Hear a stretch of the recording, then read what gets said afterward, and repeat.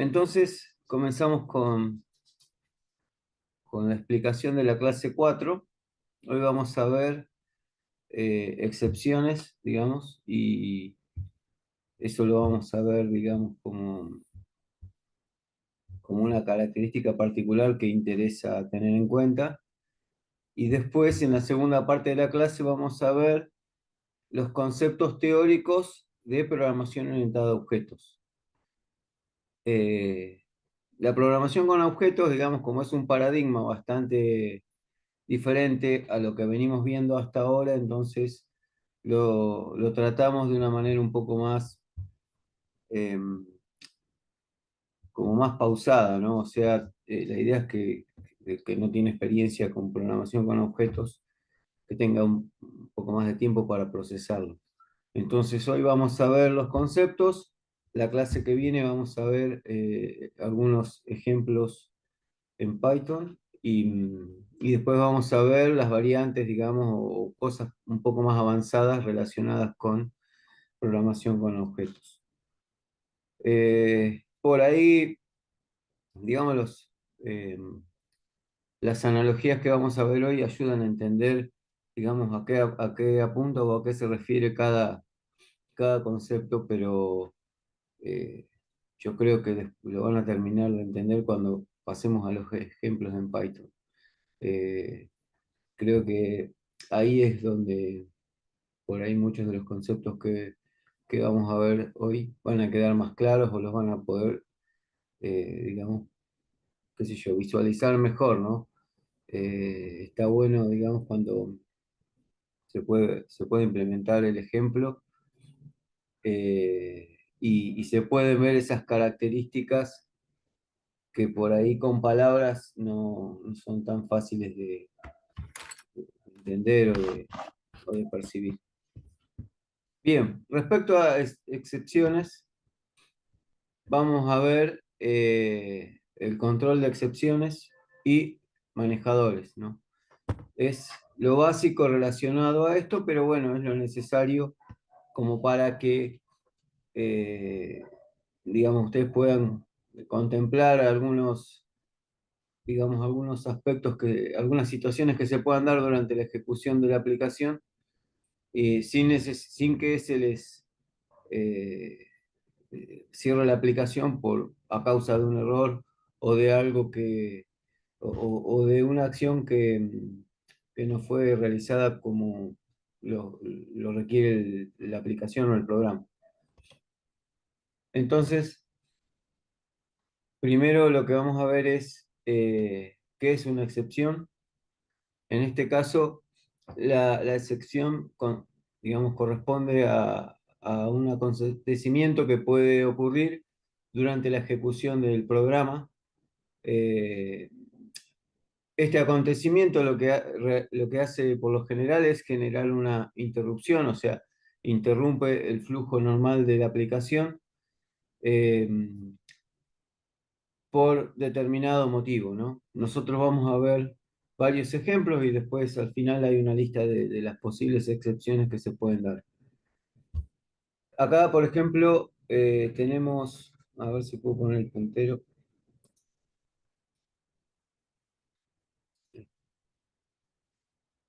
Tenemos algunos ejemplos básicos, por ejemplo, cuando se desea abrir un archivo que no existe o acceder a una lista en una posición, digamos, que no existe, o sea, a un elemento que todavía no fue creado, o referirse a una variable que no fue utilizada o creada previamente,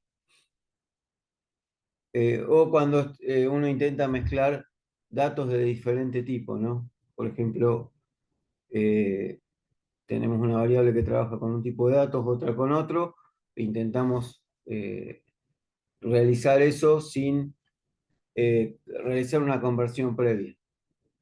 Bueno, ahí tenemos estos son un conjunto de situaciones típicas que se pueden dar.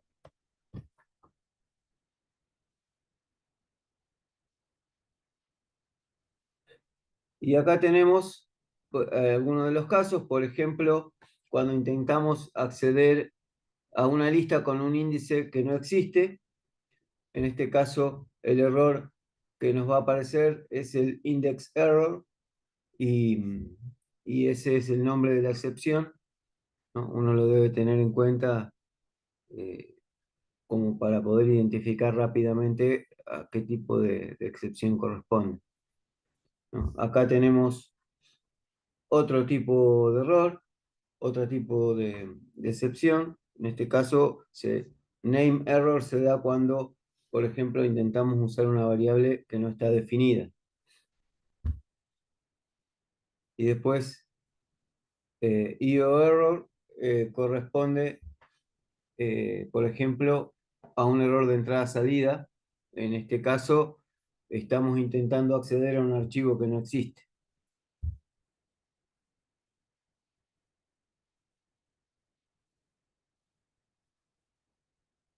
Bien. Em, Entonces, ¿qué es lo que sucede cuando se produce una excepción no controlada, digamos, una excepción que no fue contemplada? Lo que sucede habitualmente es que nuestro programa, nuestra aplicación se cierra abruptamente, o sea, se detiene la aplicación del programa, ¿verdad? Entonces, Python, como otros programas, otros lenguajes de programación, nos provee un mecanismo para capturar estas excepciones y realizar algo al respecto, ¿no? O sea, evitar que nuestro programa o nuestra aplicación se cierre abruptamente. Entonces, para poder capturar una excepción, lo que puede hacer el programador es manejar la situación con las herramientas que vamos a ver ahora, ¿no? Y de esa forma logramos que nuestro programa se siga ejecutando. Bien, acá tenemos eh, un ejemplo de lista. Fíjense lo que sucede. Eh, Definimos una lista inicializada con 4 elementos y después por medio de un bucle for intentamos acceder, o sea, mostrar en pantalla más elementos de lo que las listas contienen. Entonces, cuando se intente acceder a un índice que no fue, digamos, que no contiene elemento, ahí se va a producir el error que se ve en esta ventana que se llama index error. ¿Está bien? Bien. Eh, entonces, ¿qué es lo que nosotros podemos hacer al respecto? Es por medio de try y de except, nosotros podemos, eh, digamos, realizar una acción cuando el usuario o el programador realiza algo que genera una excepción. Entonces, con except lo que estamos haciendo es atender esa excepción. En este caso, fíjense que entre paréntesis ponemos el nombre del tipo de excepción que queremos atender, en este caso index error, para que si cuando se ejecuta este código, que es el código que está dentro de try, sucede la excepción, esta excepción sea atendida y se ejecute lo que está dentro de la sentencia except. ¿Está bien? En este caso, bueno, no sé, la acción, digamos, no es muy representativa de lo que debería hacer la excepción o generar la excepción, pero bueno, en pocas palabras lo que estoy haciendo es agregar un elemento a la lista, que es una cadena, la cadena nuevo, ¿está bien? El string nuevo. Y después muestro en pantalla el contenido de la lista. Eso es lo que estoy haciendo con el agregado, digamos, del manejador de excepciones. Así que bueno, a todo esto lo que está digamos, lo que está dentro de este rectángulo coloreado en celeste, o sea, try y except, lo vamos a llamar, eh, a, a esto lo llamamos constructor para manejo de excepciones. Bien, y si la salida del manejador de excepciones, o sea, del manejo en el caso que se produzca esta excepción, sería, digamos, el agregado del nuevo elemento en la lista, ¿verdad? El elemento nuevo. Así que eso sería, digamos, la forma en que se visualizaría la atención de esa excepción. ¿No? Es, básicamente son las sentencias que están dentro de except. Es eso. Y bueno, acá tenemos de manera un poco más general la estructura digamos en Python, del manejo de excepciones. ¿No? Entonces, de Profe, manera genérica, una sí, consulta. sí, sí, ¿Podría volver a la página anterior? sí. Eh, si ese except estuviera dentro del for, ¿agregaría cada numerito nuevo? Porque ahí es como que no vuelve al for, ¿no? No, no, exacto. O sea, la estructura en realidad está formada por try, que es el código que nosotros, digamos, el contenido de try va a ser el código, o sea, el conjunto de sentencias que nosotros queremos, digamos, proteger de una excepción. Sí, Entonces, ese es el código que puede llegar a generar la excepción. Y fuera de ese código se pone except, ¿no? Pero except sería como va de la mano de try, ¿no? Primero con try encierro el código que yo quiero proteger de una excepción, sí. y si ese código genera una excepción, con except voy a atender esa excepción, o sea, a agregar las líneas de código que se van a ejecutar en el caso de que se produzca esa excepción. En este caso, ponele que bueno, el error se daría buscando la posición 0, 1, 2, 3, 4, 4 y 5, digamos. O Sí, sea, sí. busca la posición 4, salta el error, va al except que te dice nuevo, pero ahí no vuelve después al for por la posición 5, ¿verdad? No, Ahí ya salió, digamos, todo. exacto. En realidad, eh, este código se va a ejecutar independientemente del except. El except Mm. es justamente para el caso en que este código Se provoque rompa, digamos. Sí. una excepción, entonces ahí se realiza la atención de la excepción y este sería, digamos, como, digamos, este except sería la referencia hacia dónde el sistema va a ir a tratar de resolver la excepción, ¿verdad? Sería eh,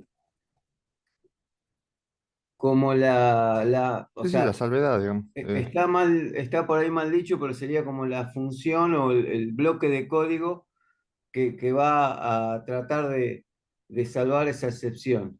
Sí, aparcharlo, digamos. Sí, sí. Sí, ahora Se cuando comprende. veamos por ahí más ejemplos o veamos bien la estructura completa del manejo de excepciones, se va a entender un poco mejor.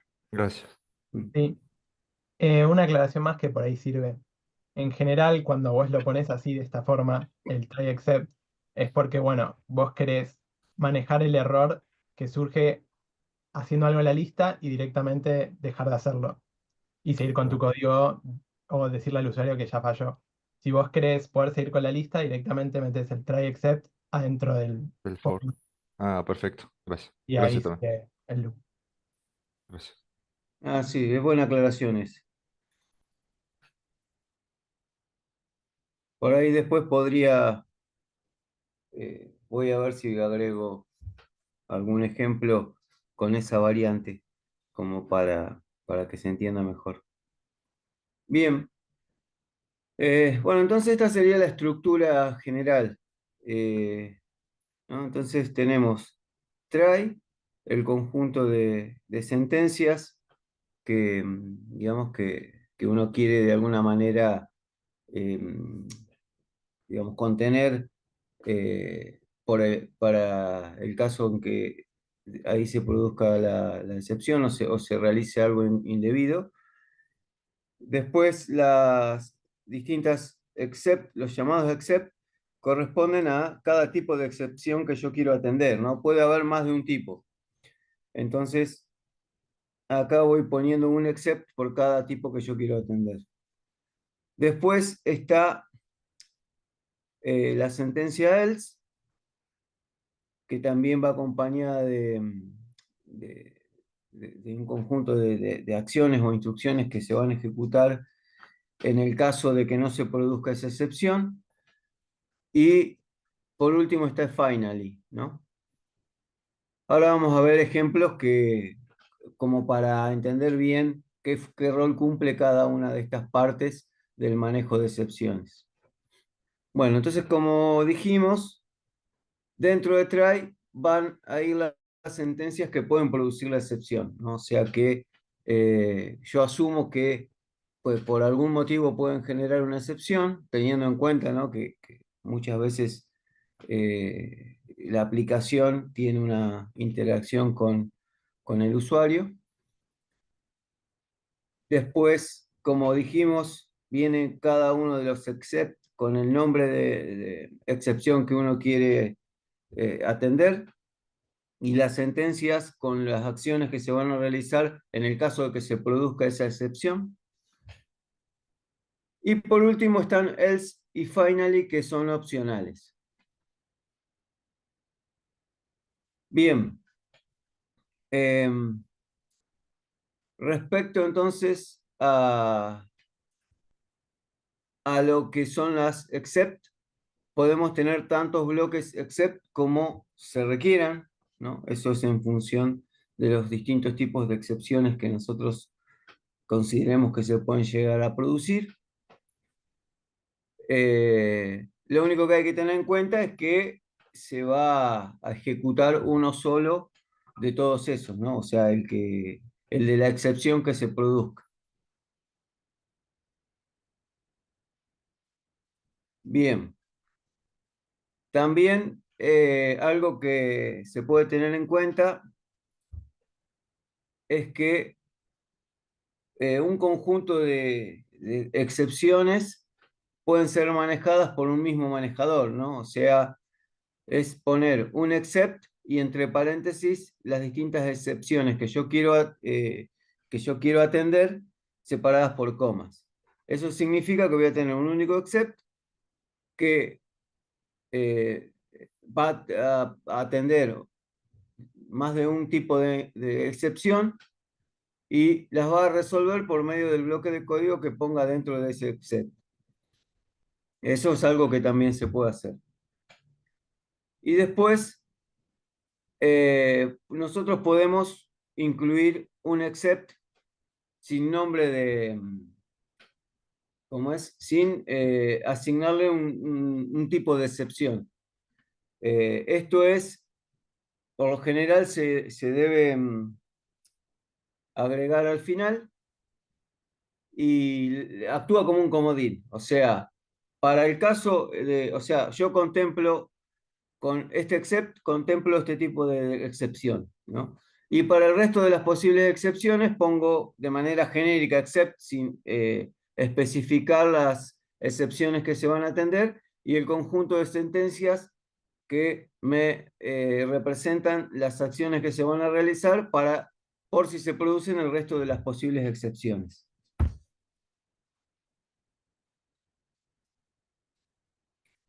Bien, ahora sí vamos con else y finally.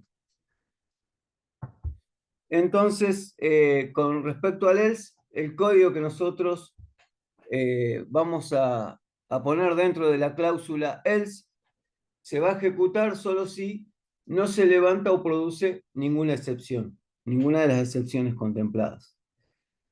Y en la sentencia finally, el código que se incluye ahí, digamos, se va a ejecutar siempre.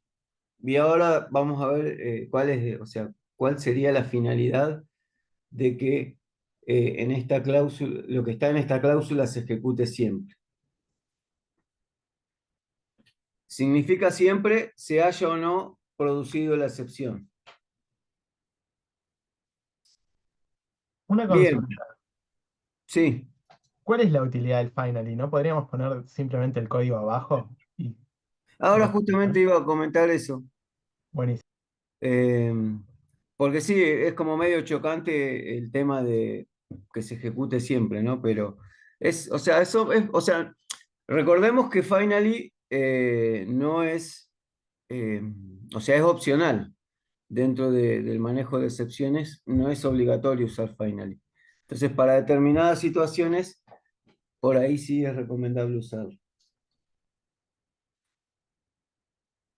Eh, Bien, acá tenemos un ejemplo utilizando else, ¿no? Entonces dijimos que else era una cláusula opcional y se va a ejecutar solo si no se levanta la excepción, o sea, si no se produce la excepción y se ejecuta la porción de código que está en except, ¿no? Entonces, para este caso en particular, tenemos dentro de try el mismo bloque for del ejemplo anterior. En except tenemos index error, que es justamente el error que se produce por, digamos, por un error en el acceso, o sea, por un índice incorrecto. Y la acción sigue siendo la misma, ¿no? O sea, agrego el elemento nuevo dentro de la lista, que es una cadena, un string.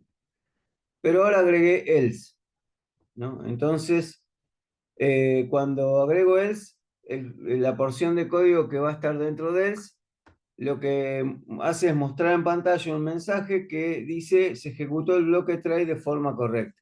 Obviamente no lo vamos, esto es como una obviedad, ¿no? No lo vamos a poner, o sea, no es, digamos, justamente no representa bien el uso de else, sino que ponemos este mensaje como para que se entienda bien el rol que cumple else, ¿no? Entonces, se ejecuta try, no se produce la excepción y con else es lo que vamos a hacer o a realizar si nuestra porción de código no tiene ninguna excepción o ningún error que pueda generar la excepción.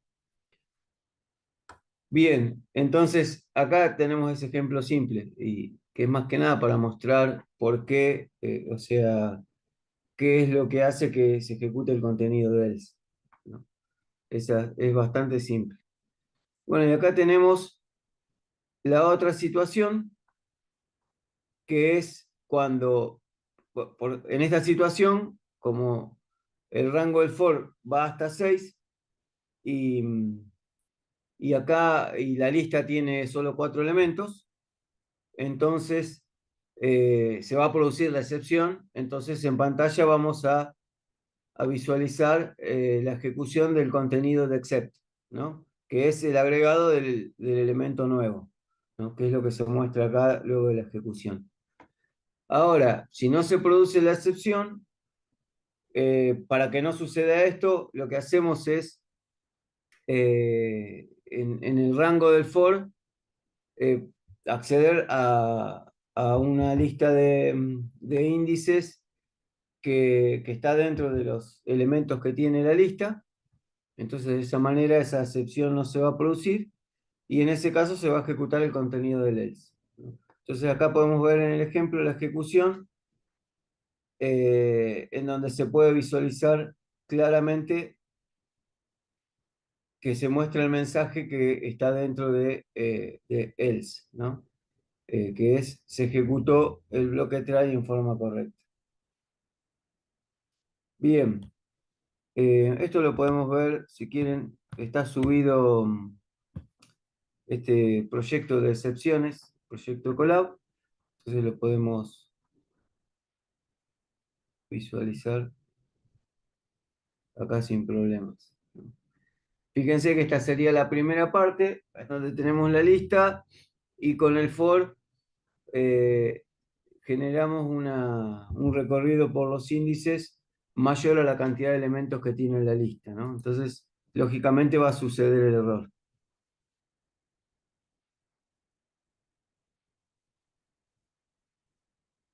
Está un poco lento. Ahí aparece index error y,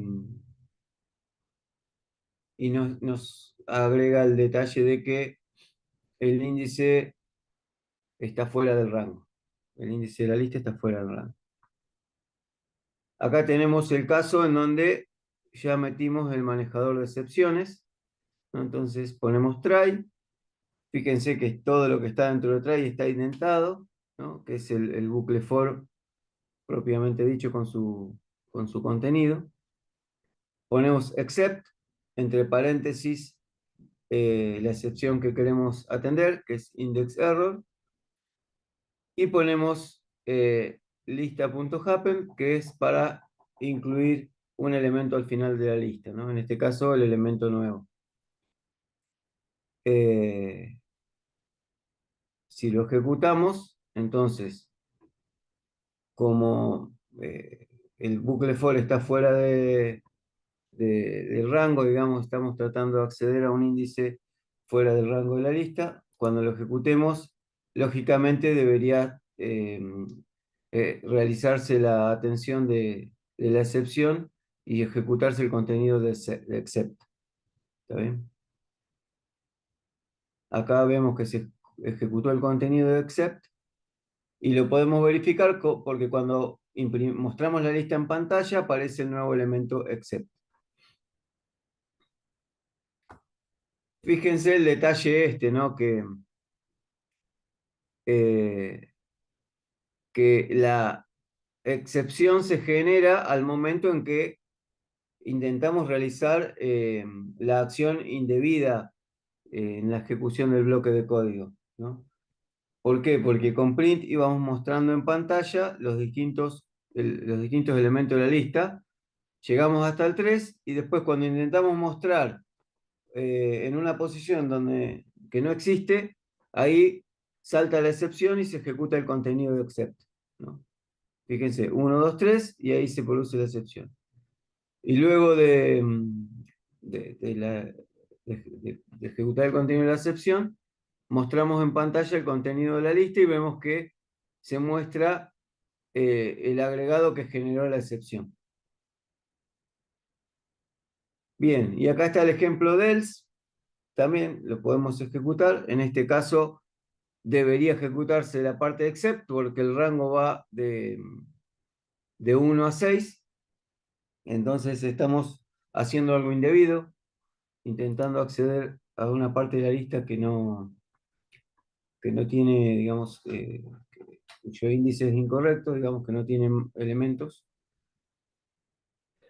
Y como vemos, se ejecuta el for hasta el elemento 3 y después se produce la excepción y se ejecuta el contenido except, que es agregar el elemento nuevo. ¿Está bien? Si volvemos a ejecutar esto mismo, pero con el rango de acceso a la lista correcto, digamos que solamente acceda a los elementos de la lista, en este caso el rango va de 1 a 4, vamos a ver que no se genera la excepción, o sea que except no se va a ejecutar, y en ese caso se ejecuta else, ¿no? Cuando la excepción no se produce, se ejecuta el contenido de else. Y acá podemos ver lo que les comentaba recién, ¿no?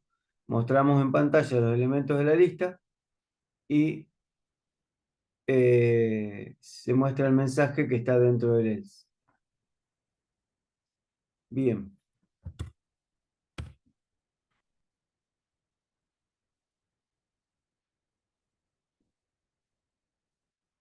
Bueno, y ahora agregamos el uso de finally. ¿Está bien? En este caso lo hacemos con el ejemplo la definición de una función que se llama dividir y que recibe como parámetros x e y. Al momento de definir el contenido de la función, lo que tenemos en cuenta es que básicamente la función hace la división entre x, de x dividido y, ¿verdad? Y el resultado lo guarda en la variable resultado.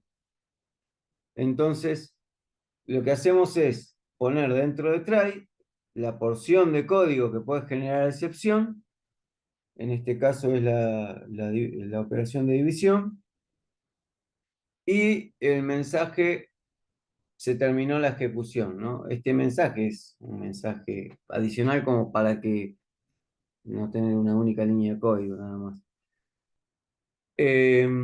Después dentro de except vamos a atender la excepción que se produzca por división por cero, ¿no? O sea, acá el riesgo que tenemos es que el parámetro y sea cero, entonces en este caso tenemos que evitar que se genere una excepción que detenga la ejecución de mi aplicación. Entonces, por eso ponemos el manejador de excepciones para este tipo de excepciones, ¿no? Entonces, si se produce la división por cero, el contenido except va a ser este print que muestra en pantalla, error, división por cero, ¿no? Muestra ese mensaje como para que el usuario sepa que está haciendo algo indebido. Y después, dentro del else, podríamos poner, por ejemplo, en pantalla, mostrar en pantalla el resultado correcto para el caso en que la división se realice de manera correcta, o sea que el divisor no sea cero. Entonces ponemos un print y mostramos el mensaje, el resultado es, y luego el contenido de la variable de resultado. Y acá con finally, ponemos, por ejemplo, mostramos el mensaje ejecutando la cláusula finally. Claro, en este caso no tiene mucha, digamos, uno no le ve mucha utilidad al uso de finally. En realidad, finally se utiliza para limpiar, digamos, la ejecución. Entonces va a servir para determinadas situaciones, como por ejemplo cuando uno con la aplicación está utilizando un recurso, ¿no? O por ejemplo accediendo a un archivo. Entonces, en ese caso, dentro de Finally, lo que yo intento hacer es limpiar la aplicación, ¿no? O sea, liberar el recurso que se estaba utilizando o en todo caso cerrar correctamente el archivo al que se estaba accediendo, ¿no? Que digamos es una buena práctica como para evitar, digamos, problemas cuando uno realiza una aplicación con entrada-salida, trabajando con archivos o trabajando con diferentes recursos eh, que pueden ser necesarios o requeridos por otra aplicación. Entonces, esa es la verdadera utilidad de Finally, ¿no? Por eso es opcional, ¿no? Porque no necesariamente es necesario agregar Finally para determinado tipo de excepciones. Bueno, entonces acá tenemos las dos situaciones, ¿no? Primero, invocamos a la función dividir y le pasamos como parámetros 8 y 4. 8 el dividendo, 4 el divisor. Entonces, cuando ejecutemos el llamado de esta función, digamos, lo que debería devolver o lo que debería realizar es mostrar el mensaje, se terminó la ejecución, ¿no? O sea que es este print que está acá. Como el divisor no es cero, entonces no se va a producir la excepción, o sea que no se va a ejecutar el contenido de except, y se va a ejecutar el contenido de else, ¿no? Y el contenido de else es mostrar en pantalla el resultado es y el valor de el contenido de la variable resultado. En este caso nos muestra el resultado es 2. que es correcto, 8 dio 4, 2. Y después nos va a ejecutar el contenido finally. Dijimos que finally se va a ejecutar siempre. ¿Está bien? En este caso dice ejecutando la cláusula finally. O sea, para este tipo de excepciones no tiene mucho sentido el uso de finally para este tipo de código, ¿no? Pero bueno, es como para mostrar que existe finally. La utilidad ya se las comenté recién, entonces para ese tipo de aplicaciones, cuando estén trabajando con archivos. Recién en la última clase vamos a ver, eh, digamos, acceso a archivos y a manipulación de archivos y todo eso. Entonces ahí por ahí se puede pensar en hacer un manejador de excepciones para ese tipo de situaciones. Te hago una consulta. Sí. Ahí, bueno, luego del except ese que captura ese tipo de errores, división por cero, bueno, y estás imprimiendo algo. Quiero decir, en el else, en teoría podemos estar, digamos, llegar ahí por otra condición, por otro tipo de excepción, ¿verdad? Suponete que no haya sido una división por cero, sino un error de entrada-salida. Por supuesto, el primer except no lo va a capturar porque estamos diciendo que es división por cero, pero en el caso de que no tengamos especificado el tipo de excepción, se va a ir al else, ¿verdad? ¿O no? El else, claro, el else se ejecuta en el caso de que except no se ejecute, sería eso. O sea, así de simple. Igual después Independ- lo podemos verificar, Ok, pero es así de simple. bien, O sea, bien, bien. podemos agregar algún ejemplo, digamos, en donde que genere otra excepción distinta Ok, a la división por cero y verificarlo. Eso está bueno. perfecto, perfecto, gracias. De nada. Y bueno, entonces acá debajo tenemos otro llamado a la función dividir, pero en este caso sí le pasamos un cero en el divisor, ¿no? Y ahí vemos que se muestra en pantalla el mensaje error división por cero, ¿no? O sea que se ejecuta correctamente el contenido except. Y también se ejecuta el contenido finally, porque dijimos que finally se va a ejecutar siempre. Tengan en cuenta que acá, a modo de ejemplo, mostramos mensajes en pantalla para cualquiera de las situaciones, pero es simplemente para poder verificar, digamos, el funcionamiento, pero no necesariamente el contenido final y tiene que mostrar algo en pantalla, ¿se entiende? Si no, por ahí quedaría muy chocante para el usuario. Es solo a modo de ejemplo. Entonces acá tenemos en Colab el- el- la definición de dividir, de la función dividir, ¿no? Es exactamente lo que vimos recién en la presentación y tenemos, acá estamos invocando la función con los parámetros 8 y 4, ¿no? Entonces, en esta ejecución, esto se debería realizar correctamente, por lo tanto, no se va a ejecutar except, y sí se va a ejecutar else y finally.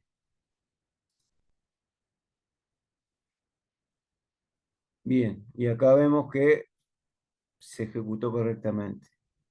Terminó la ejecución, ese es el contenido de la función.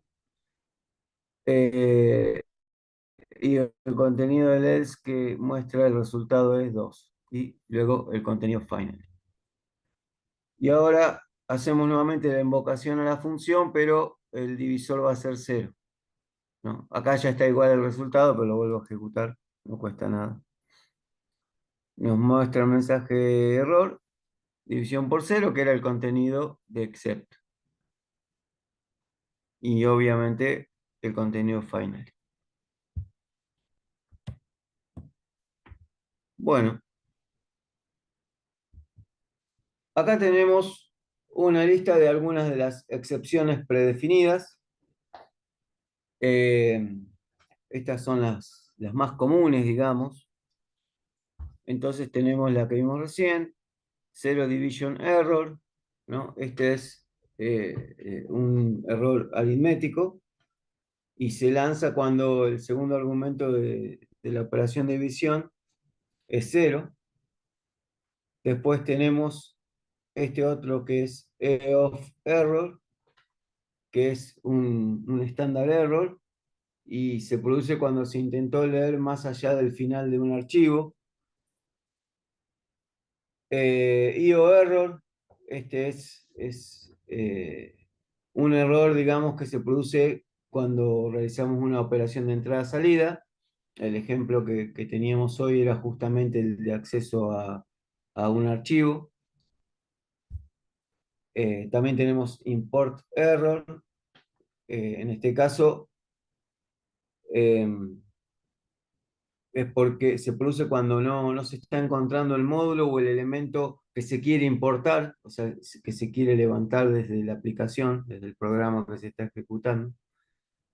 Index error, este es el que vimos hoy también, el ejemplo del índice cuando intentamos acceder a una posición de la lista que no existe. O sea, básicamente se está excediendo el rango posible del índice. Tenemos key error, en este caso la clave no existe.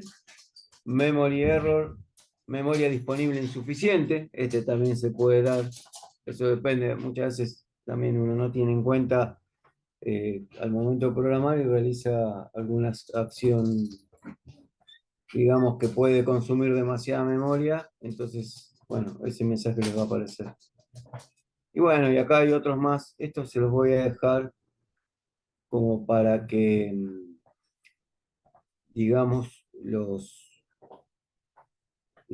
analicen ustedes, pero son errores típicos, ¿no? Hay una gran cantidad, así que bueno, es como para que tengan una lista mínima de este tipo de excepciones que se pueden producir. Bien, con esto cubrimos la parte de manejo de excepciones. No sé, a ver, dejar de compartir. Ahí estamos. Por ahí, lo mejor, a ver los mensajes. Ah, bien, bien ahí con los aportes. Gabriel ahí compartió excepciones generales. Está bueno eso. Y aparte, bueno, puso todo el detalle de cada tipo de excepción. Genial.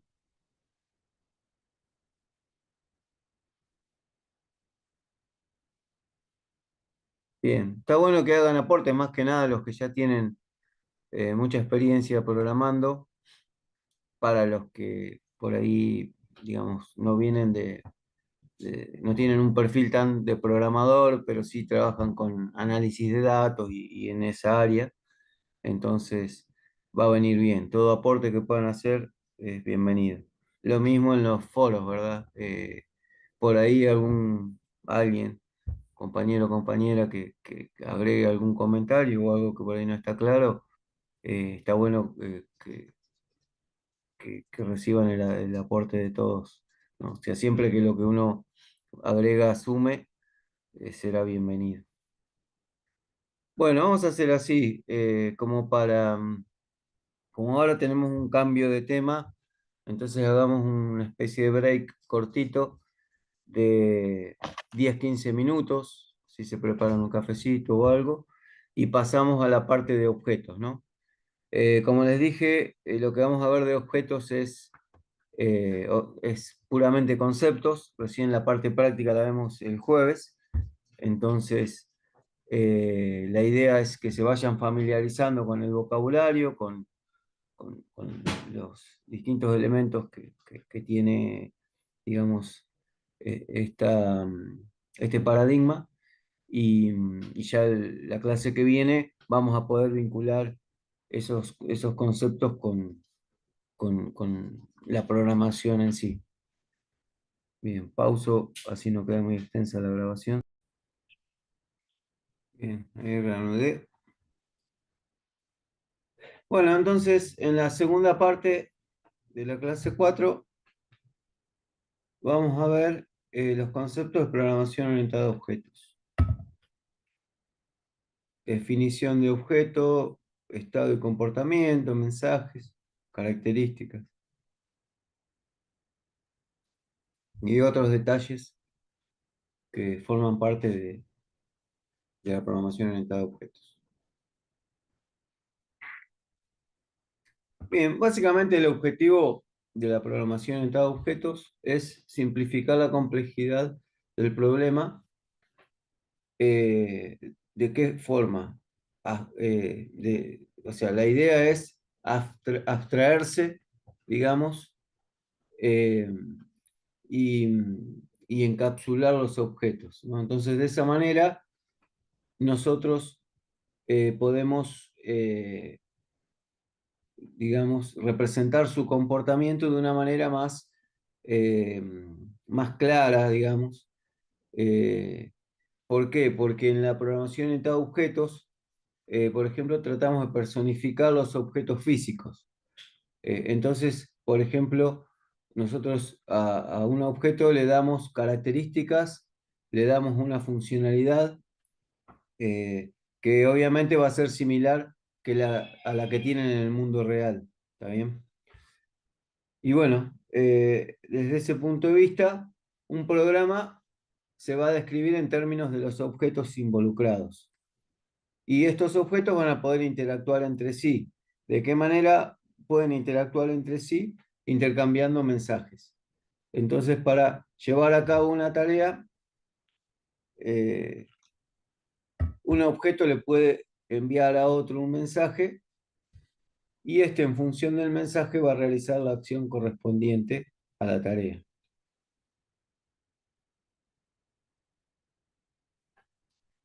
Bien, cuando nosotros tenemos que implementar un sistema, lo primero que hacemos es identificar los objetos que van a estar involucrados en nuestro sistema. Lo que tenemos que, digamos, contemplar es que solamente vamos a utilizar los objetos de interés, digamos, y son aquellos que van a cumplir determinado rol dentro de nuestro sistema.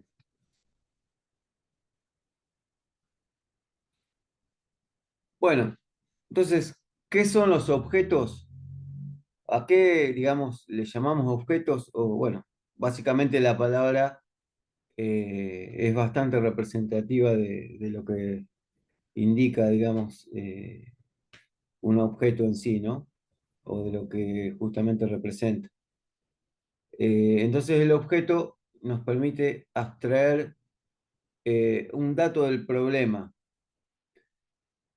Y también no solamente eso, sino lo que puede hacerse sobre él, o sea, lo que puede hacerse sobre ese objeto.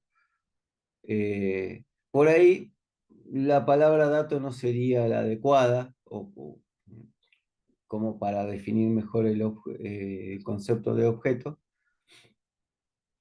pero sí lo que nos permite el objeto es justamente eso, ¿no? Es poder visualizar el problema de una manera, a mayor alto nivel, se podría decir, ¿no? O sea, de una manera más abstracta.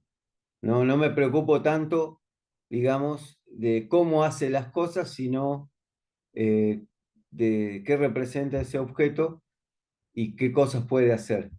¿Se entiende? Entonces, desde el punto de vista de programación, eso me va a simplificar mucho la comprensión del funcionamiento del programa o de la aplicación.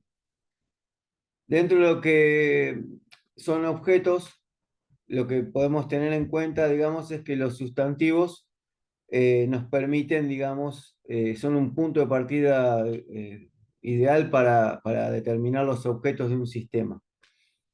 Y bueno, dentro de lo que es un objeto en sí, acá vamos a tener dos características principales, ¿no? El estado y el comportamiento del objeto. Entonces pasemos a ver justamente a qué nos referimos con estado y con comportamiento.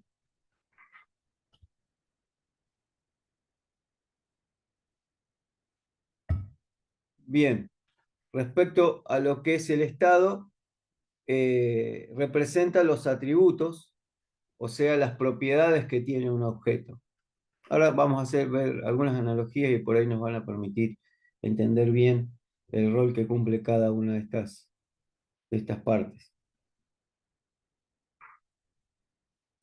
Bueno, dentro de lo que son los atributos del objeto, se van a almacenar en lo que son los atributos, ahí se van a almacenar variables de instancia y, y básicamente ese va a ser el rol que va a fijar el estado dentro de lo que es el objeto. Y después en el comportamiento está representado por una serie de funciones o métodos, ¿no? O sea, a partir de ahora le vamos a llamar métodos, pero en sí serían lo que vimos hasta ahora como funciones, ¿verdad? Entonces, los métodos lo que van a hacer es modificar o no el estado del objeto. Justamente el método nos da esa posibilidad. Y ahí vamos a escribir la porción de código que permite realizar, por ejemplo, determinada acción. Y acá les agregué un comentario extra, digamos, que podría parecer una obviedad, pero bueno, es importante, digamos, como para que uno entienda mejor a qué apuntamos con objetos dentro de lo que es programación, ¿verdad? Entonces, a la representación de un objeto de la vida real, en un programa nosotros lo vamos a denominar objeto de software.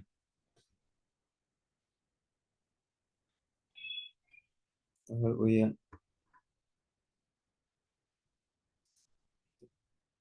el puntero por ahí se ve mejor, o es más fácil señalarles cosas. Tengo que maximizar por ahí. Ahí está. Bueno, a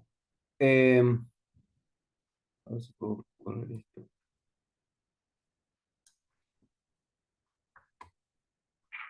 Entonces, acá tenemos algunos ejemplos.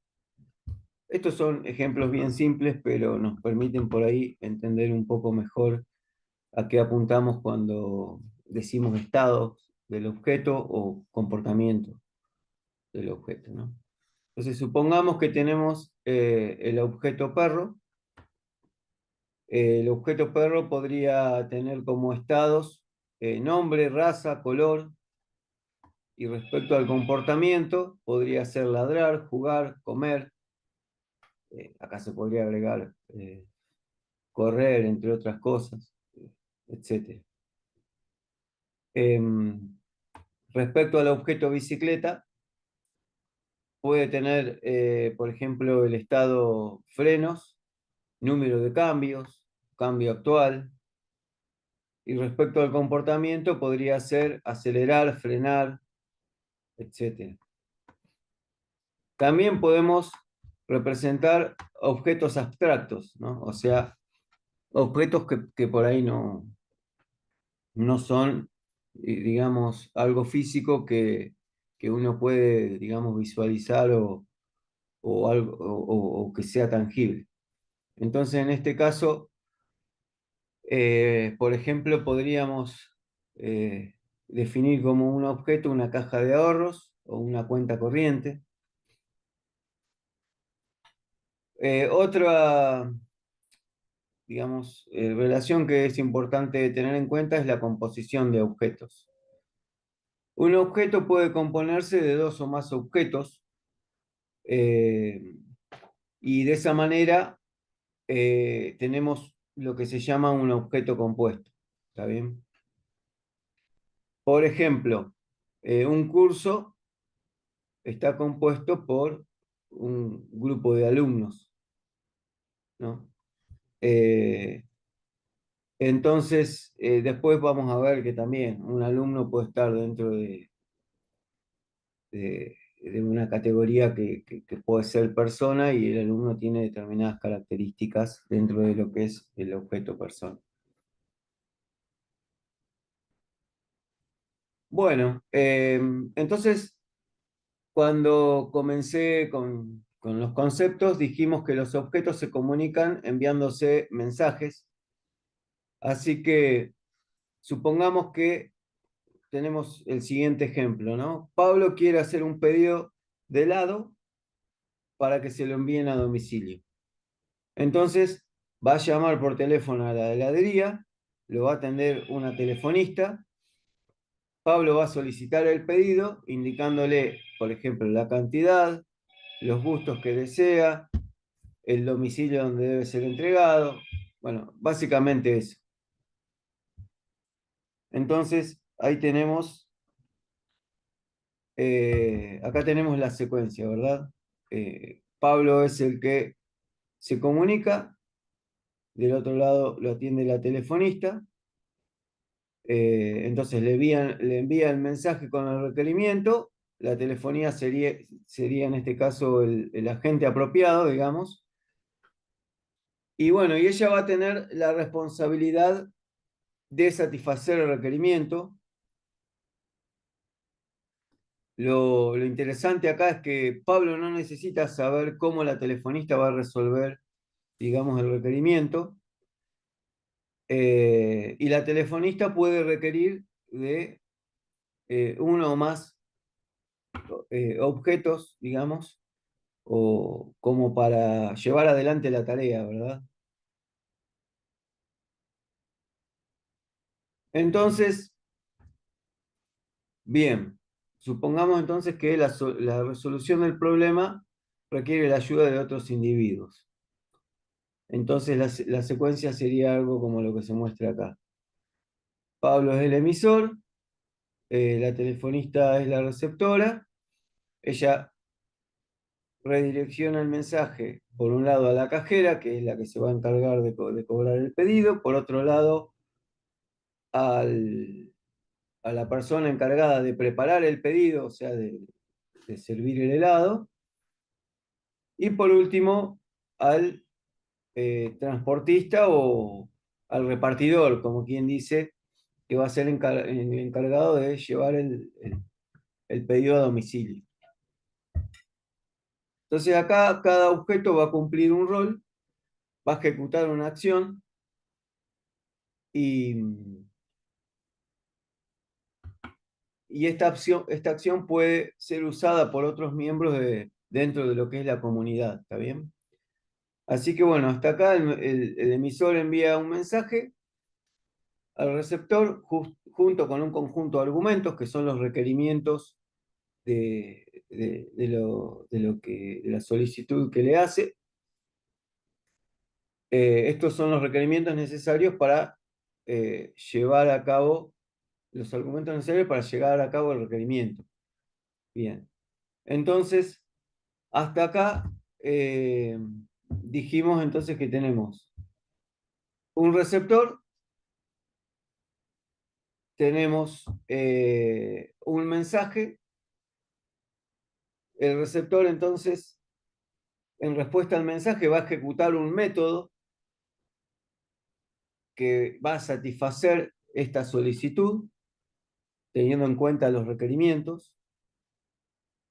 Entonces, básicamente, el método nos va a permitir llevar a cabo el requerimiento emitido por el mensaje, ¿no? Como para que podamos encasillar digamos, el rol que cumple el método dentro de la interacción entre objetos.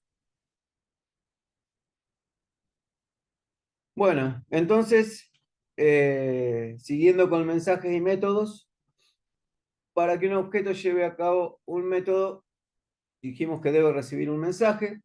El objeto receptor del mensaje responde entonces ejecutando un método asociado, o básicamente el envío de un mensaje a un objeto representa la invocación de un método que va a ser el método correspondiente al mensaje recibido, ¿no? O sea, vamos a tener distintos métodos y en función de las características del mensaje se va a invocar cada uno de estos métodos. Así que bueno, entonces el método usado, de acuerdo al mensaje, el que lo define o lo determina cuál es este método es el receptor del mensaje, ¿está bien?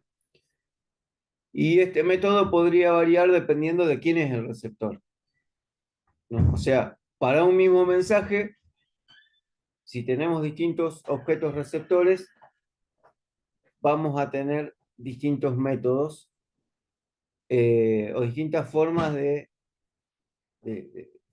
resolver la tarea en función de justamente del tipo de receptor.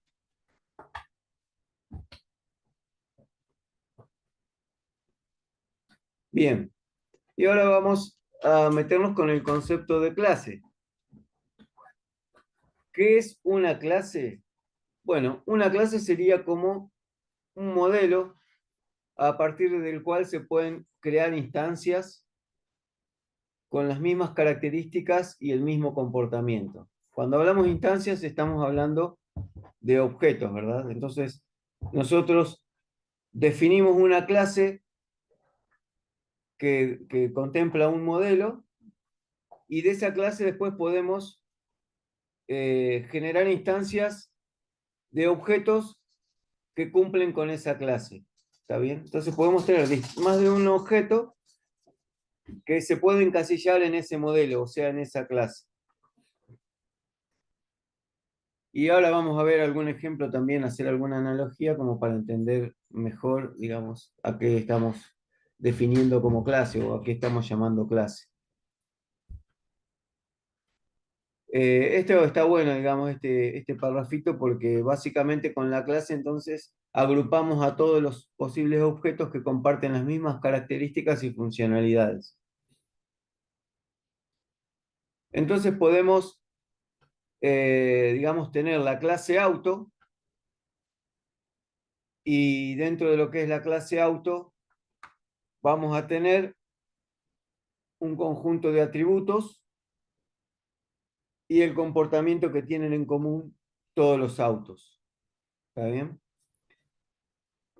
Por ejemplo, modelo, marca, color, velocidad, respecto a los atributos, y respecto al comportamiento podría ser acelerar, desacelerar, apagar, arrancar o encender. Bueno, básicamente sería eso, ¿no? Y bueno, dentro de lo que es la clase auto, nosotros podemos definir, o sea, crear distintas instancias de auto en función del tipo de auto, etc. Bien, una instancia entonces va a ser un objeto en particular de una clase.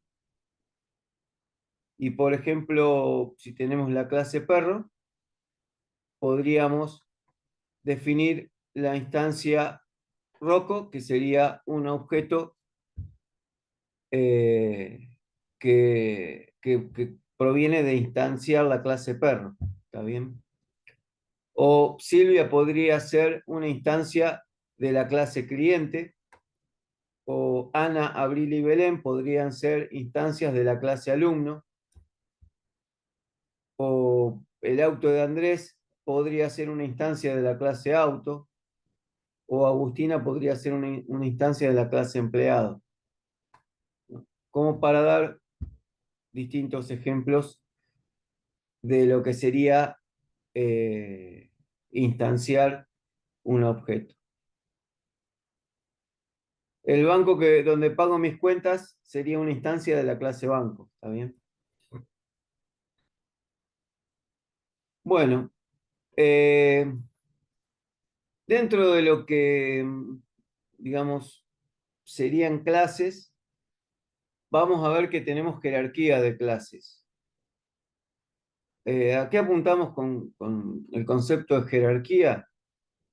Bien, así como todo objeto es una instancia de una clase, entonces toda clase va a ser una subclase de otra clase más general, ¿no? Esto es lo interesante, digamos, el tema de la jerarquía de clases, porque de esa manera nosotros podemos tener distintas clases o sea, que se van relacionando o van simplificando o van especificando, me sale, pero bueno, dando una especificidad a, a determinado tipo de cosas.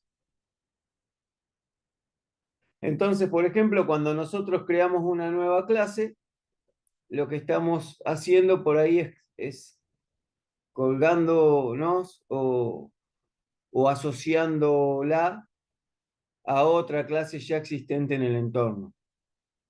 Por ejemplo, nosotros podemos armar un árbol jerárquico de clases donde object sería la clase raíz y después a partir de ahí van a ir derivándose distintas subclases.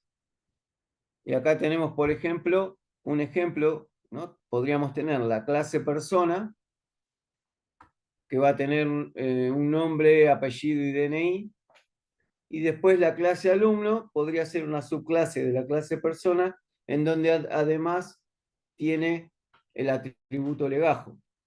¿Se entiende un poco la idea de subclase?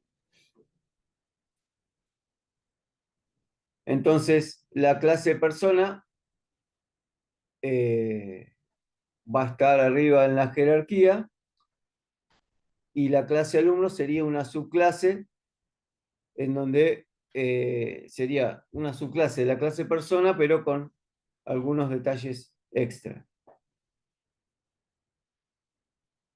Bueno, y acá tenemos dos ejemplos, ¿no? Entonces, para el caso alumno, podríamos tener, digamos, la clase alumno, después podríamos tener una subclase para alumno de primaria, otra subclase para alumno de secundaria.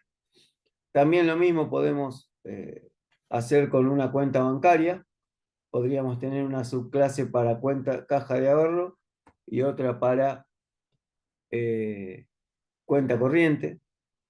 Dentro de caja de ahorro tendríamos caja de ahorro en pesos, caja de ahorro en dólares y así armamos la jerarquía. ¿También? Bien, ahora veamos el concepto de polimorfismo.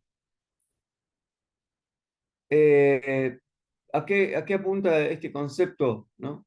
Básicamente es la capacidad que tienen objetos diferentes de entender y responder al mismo mensaje, pero de manera diferente, ¿no? De forma diferente. Entonces, nosotros podemos tener diferentes objetos, pero que pueden recibir el mismo tipo de mensaje, y obviamente, como son distintos objetos, la manera o la forma de atender esta solicitud o la demanda de esta tarea va a ser diferente o puede ser diferente. Entonces la interpretación de un mensaje está dada por el receptor de alguna manera. O sea, depende del receptor. Acá tenemos la siguiente jerarquía, ¿no? Cuenta bancaria, caja de ahorro, cuenta corriente, ¿no? Entonces, para la subclase caja de ahorro, la función extraer nos va a permitir extraer dinero siempre y cuando haya fondos en la cuenta. Ahora, por ejemplo, la cuenta corriente va a tener el mismo método de extraer, pero en este caso podemos no tener fondos en la cuenta y por el tipo de cuenta nos va a permitir extraer de igual forma, porque las cuentas corrientes soportan o nos permiten tener un descubierto, digamos, ¿no? O sea, saldo negativo, como quien dice. Por eso, en ambos casos, tenemos, digamos, el mismo método, pero cada subclase lo va a implementar de manera diferente. Bueno, y acá tenemos otro ejemplo de polimorfismo. En este caso, el ejemplo sería, por ejemplo, la realización de una operación. Entonces, supongamos que tenemos dos clases. Ambas clases entienden la operación suma o el mensaje suma. Supongamos que una clase trabaja con números enteros y la otra con fracciones o números reales o números racionales, como quieran verlo. Entonces el método suma está implementado de manera diferente en cada clase, porque bueno, no se realiza de la misma forma la suma con enteros que la suma con racionales. Por lo tanto, el método suma es polimórfico, ¿no? Decimos que es polimórfico. Bien, respecto al binding dinámico,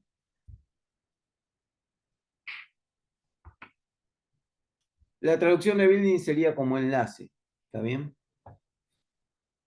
Entonces, que el binding sea dinámico significa que el vínculo entre el objeto receptor y el método que se va a ejecutar se realizará en tiempo de ejecución, ¿no? A eso lo llamamos dinámico.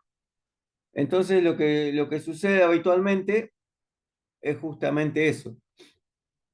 Se produce un enlace entre el objeto receptor y el método, digamos, el mensaje que recibe el objeto receptor y el método que se va a utilizar para atender ese mensaje. ¿Está bien?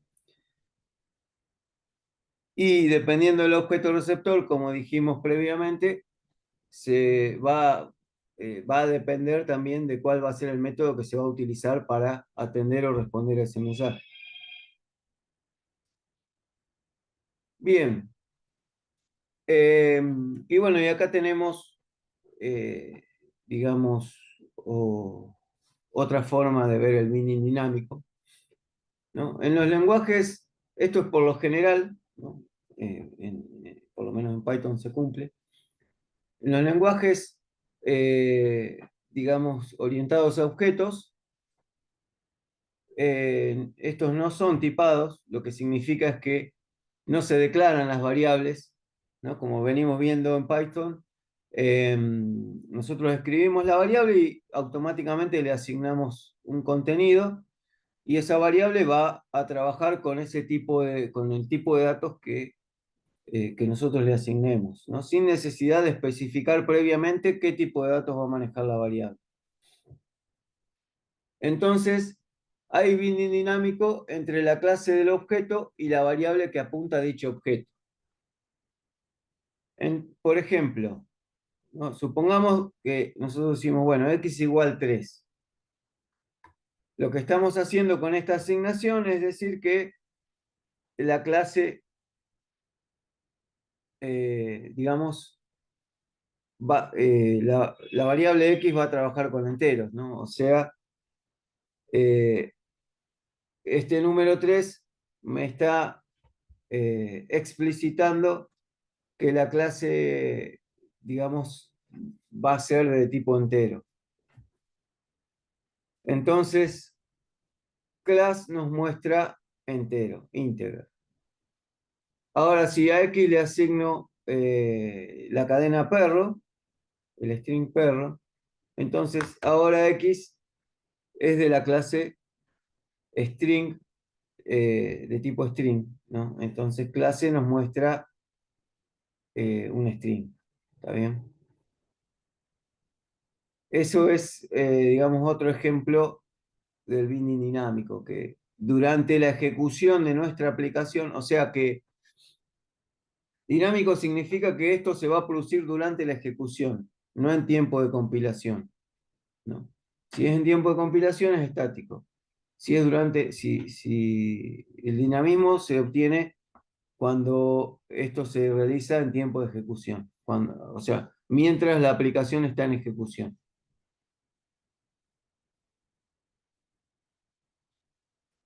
Bien, y digamos, dentro de lo que nos estaría faltando describir, tenemos encapsulamiento y ocultamiento.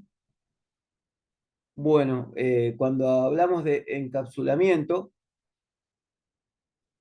una clase, vamos a ver cuando la clase que viene, cuando veamos los ejemplos, que una clase encapsula la representación privada de sus atributos y el comportamiento de sus objetos, ¿no? O sea, el comportamiento serían los métodos que contiene esa clase. Entonces, en base a esto, nosotros podemos decir que el objeto no conoce el funcionamiento interno de los demás objetos y tampoco necesita conocerlo. O sea, el objeto, ¿qué es lo que veíamos hoy en el ejemplo cuando tratamos de hacer una analogía con objetos reales, ¿no? O sea, la persona que hace el pedido y llama por teléfono solamente interactúa con la telefonista, pero él no sabe si detrás hay varios objetos que intervienen en la resolución de la tarea o es uno solo, o sea, es la telefonista. Eso es invisible al objeto que realiza el pedido o que emite la tarea. Bien, respecto al ocultamiento de la información, tanto la representación interna de los objetos como la implementación de los métodos queda oculta para el usuario. ¿Está bien? Y bueno, esto después vamos a ver cuando veamos los ejemplos prácticos de la clase que viene, que tiene varias motivaciones, ¿no? En principio, nos interesa, por ejemplo, ocultar los atributos para evitar determinadas situaciones, ¿no? Por ejemplo, que estos atributos, o sea, supongamos que tenemos una clase que son números naturales, entonces ocultar los atributos nos permitiría, por ejemplo, evitar que el usuario o el programador que va a utilizar estos objetos, eh, digamos, modifique las variables en tiempo de ejecución asignando valores que son menores a cero, ¿no? O sea, si pensamos que los números naturales van de cero en adelante, o sea, son todos los números positivos, los enteros positivos, entonces esa sería un motivo del por qué es importante el ocultamiento. Bueno, para consultar o modificar el valor almacenado en una variable de instancia, solo puede hacerse mediante los métodos definidos para tal fin. ¿Está bien? Entonces, de esa manera, nosotros trabajamos o sea, con la instancia, por ejemplo, del objeto que nosotros definimos y vamos a utilizar los métodos que conciernen a ese objeto en particular, pero todo a más alto nivel, o sea, bueno, la clase que viene va a ser más fácil de mostrar todo esto que les estoy diciendo porque vamos a verlo con ejemplos. Entonces, vamos a ver lo que ve el usuario, lo que ve el programador cuando utiliza, por ejemplo, clases e instancia objetos, digamos, que fueron creados por otro programador o que se encuentran en alguna librería. Y con esto cerramos todo lo que tiene que ver con los conceptos introductorios que necesitamos para lo que es programación orientada a objetos, ¿no? Después vamos a ver algunas cosas más avanzadas y ahí vamos a profundizar en otros conceptos, pero en principio para lo que la parte que vamos a ver la clase que viene, con esto estamos, con estos conceptos estamos más que bien. Vamos a dejar de compartir. No sé si tienen alguna duda o quieren revisar algo. Yo para que no quede muy extensa la grabación.